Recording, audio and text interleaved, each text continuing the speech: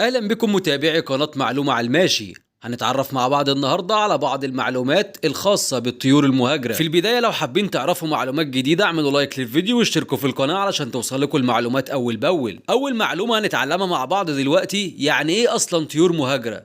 الطيور المهاجرة يا اصدقائي هي الطيور اللي بتنتقل من مكان الى اخر في اوقات منتظمة، وكمان بتقطع مسافات طويلة. فبشكل مختصر الهجرة هي السفر الدوري للطيور، ولكن خلي بالكم يا أصدقائي في النهاية الطيور ديت بترجع لموطنها الأصلي مرة تانية، وكمان غالبا الهجرة دي بتكون سنوية. والطيور المهاجرة يا أصدقائي سبحان الله العلي العظيم ربنا مديها القدرة إن هي بتطير بسرعة كبيرة جدا وبتطير لمسافات طويلة، وكمان يا أصدقائي عندها المقدرة للتكيف مع البيئة الجديدة اللي سافرت إليها. وأنواع الطيور دي بقى يا أصدقائي ربنا سبحانه وتعالى عامل لها مخازن للدهون، ومخازن الدهون دي يا أصدقائي تعتبر كمصدر للطاقة، هي ديت اللي بتمدها بالطاقة، وهي مهاجرة من بلاد لبلاد ومسافات كبيرة جدا. طيب يا أصدقائي إيه هي بقى أهم الأسباب اللي بتخلي الطيور دي أصلا تهاجر من مكان لمكان؟